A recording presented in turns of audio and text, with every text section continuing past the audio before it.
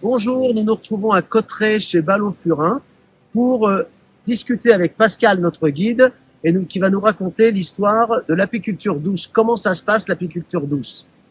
Pascal. L'apiculture douce, c'est même une charte que nous avons créée il y a déjà 15 ans et qui réunit plusieurs apiculteurs qui sont désireux vraiment de prendre soin des abeilles et d'intégrer leur bien-être. C'est pour ça qu'on a créé l'apiculture douce. C'est pour préserver au maximum les abeilles avec des méthodes douces et ultra naturelles d'apiculture. Donc c'est une charge très précise qui consiste à ne pas déranger les abeilles avec donc peu d'enfumage, voire éviter l'enfumage, pas de nourrissage avec du sucre, les sirop de glucose comme c'est trop courant. On ne sélectionne pas les reines qui vivent toute leur vie, notamment. On évite de déplacer trop souvent les abeilles, de venir fréquemment les déranger. Nous sommes vraiment pour le retour de l'abeille libre. Et c'est les abeilles qui savent tout faire, elles peuvent aisément se passer de nous. Alors comment vous faites pour ne pas stresser les abeilles, justement, pour arriver sans stress? Nous pratiquons un yoga des abeilles, justement. Et d'ailleurs, nous faisons des formations de yoga des abeilles, qui est une approche véritablement sensible des abeilles, parce que les abeilles ressentent nos émotions. Vous voyez? Donc, le meilleur moyen de ne pas se faire agresser et piquer par les abeilles, parce que les abeilles, elles meurent une fois qu'elles nous piquent. Donc, il vaut mieux éviter pour les abeilles qu'elles piquent. Et la meilleure façon de ne pas se faire piquer, c'est de se relaxer, de se détendre. Et donc, on fait une relaxation qu'on appelle yoga des abeilles, une mise à l'arbre, une détente totale à proximité des ruchers. Et une fois que l'on est parfaitement serein et détendu, eh bien, on peut approcher les abeilles. Et est-ce que les abeilles, elles sentent votre parfum? Est-ce qu'elles peuvent être dérangées par le... Elles sont dérangées par tous les parfums artificiels. D'accord. Donc, on ne met jamais de parfum chez Ballon-Furin. D'ailleurs, nos préparations ne contiennent jamais de parfum artificiel. Soit nos savons, nos shampoings, nos crèmes, nos baumes.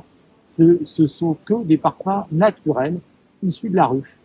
Et d'ailleurs, la bonne odeur de cire, par exemple, ou de propolis rassure beaucoup les abeilles.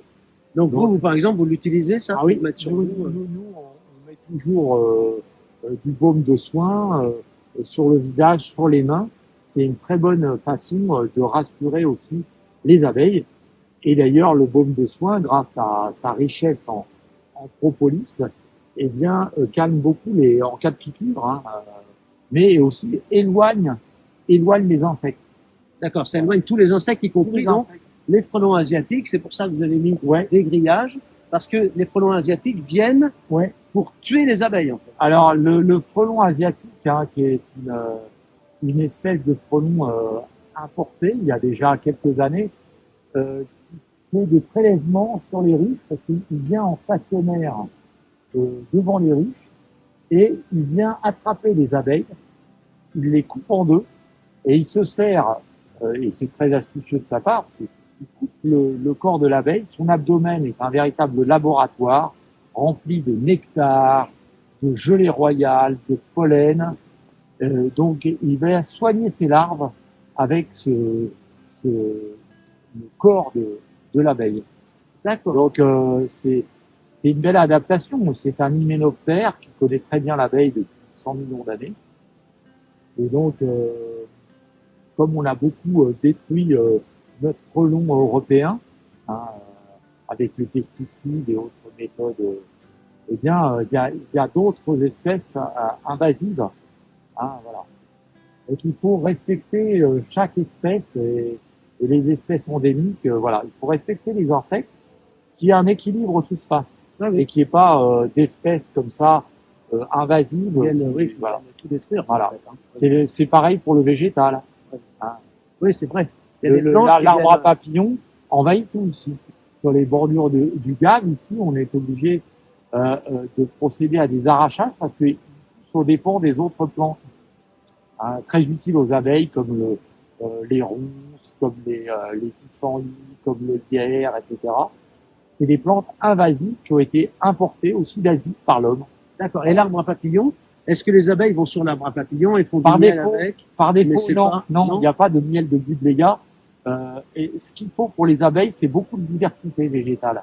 D'accord. C'est pas du monofloral. Allez, c'est C'est pas bon très du très tout. bon. C'est D'accord. mauvais pour la biodiversité, c'est mauvais pour les abeilles, c'est mauvais pour l'être humain. Nous avons besoin d'un maximum de biodiversité, notamment florale. Alors, une dernière question pour pas vous embêter trop longtemps. On vend, nous, du miel rare, puisqu'il vient de chez vous, miel rare et miel cru. La différence entre les deux? Alors, le miel rare est issu des terroirs exceptionnels, comme ici au Camp Basque, à Cauterets, au cœur du parc national. Donc, c'est des zones très très protégées, des récoltes limitées de miel exceptionnel. Voilà. D'accord. Et donc, tous vos miels sont crus. Alors, tous nos miels sont crus, ça veut dire non seulement qu'ils ne sont pas chauffés, ils n'ont reçu aucun traitement, c'est des miels authentiques et non transformés. D'où leur nom de cru. Voilà, et issus de biotopes sauvages. Oui, oui. Donc, ils sont bio. Ah, ils sont plus que bio. Ils sont, pour nous, le bio, c'est le minimum. C'est le minimum. Nous, on va au-delà, donc à travers la charte d'apiculture douce et la biodynamie. D'accord. Voilà. Merci Pascal. Et puis à très bientôt pour aller voir d'autres fournisseurs et avoir toutes leurs recettes. Merci.